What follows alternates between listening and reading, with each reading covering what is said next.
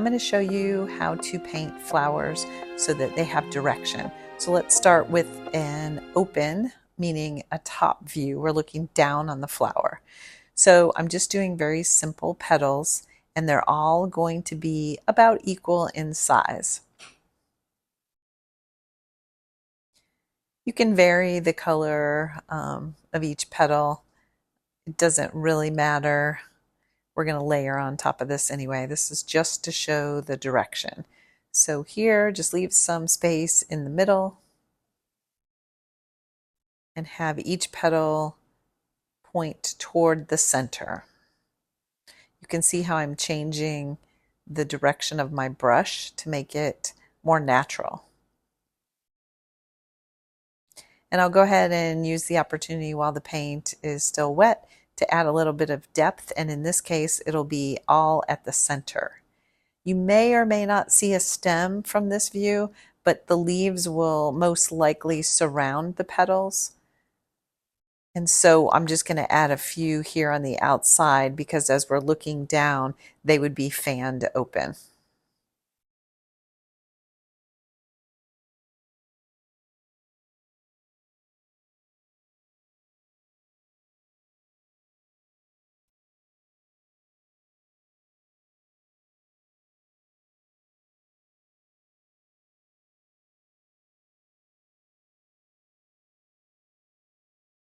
Okay, great.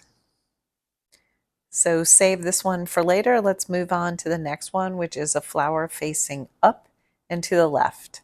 So using my arrow for reference, let's take 3 of those petals and do them much in the same fashion as we did the first one, where they're exposed, their whole shape.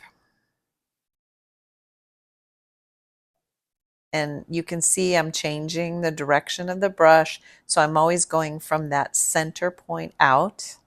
But here now, a couple of them will be side view. So I'm going to make them a little shorter, more of an oval. And the one in the front is going to be more of a half circle.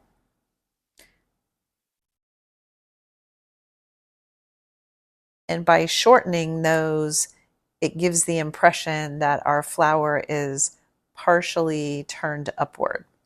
And I'm still going to use the opportunity to add a little depth, but I'm only going to do it on the back petals. And here our leaves are going to be concentrated at the bottom. And you most likely wouldn't see a leaf at the top.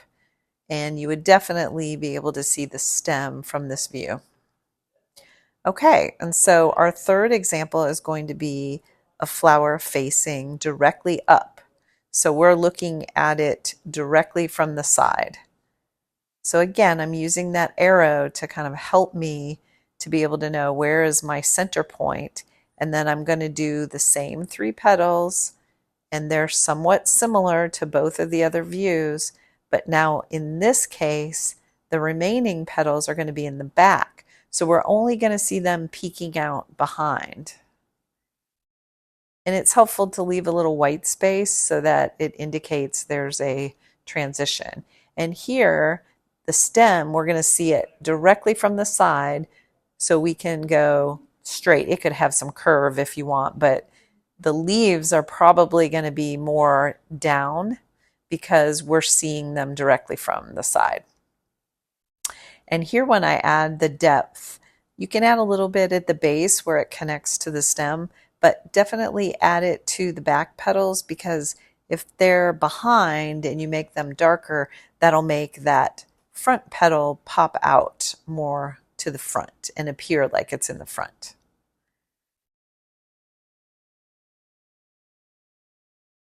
I'm just adding a little veining to follow the contour, again, to emphasize that direction. And by understanding these 3 different views, you can add a lot of excitement to your florals.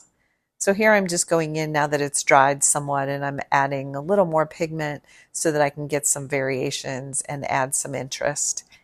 And I'll even add some veining to this one, and I'll put centers on all of them so you can understand what you would see from each view. So you get to choose what what kind of second layer do you want to add. You may like them just fine with a single layer.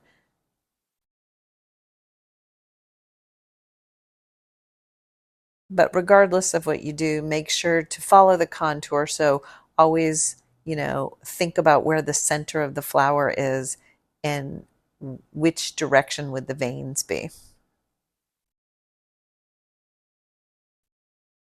So you can see mine go from the tips and point inward to the center each time.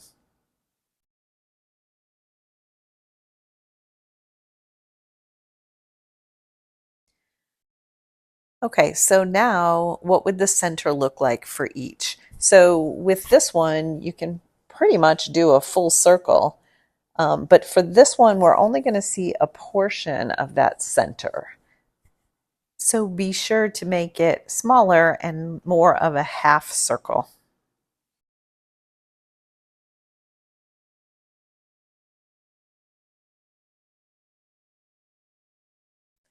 And on the last one where I didn't add a center, it's because that center is blocked from our view altogether. So I just added some other layers, but just to recap, so this was our top view. We're facing down in the flower. Everything is exposed and everything is kind of equal. In this view, it's facing up and to the left. We're going to see the back petals and a portion of the center, but the front petals are going to be somewhat obscured.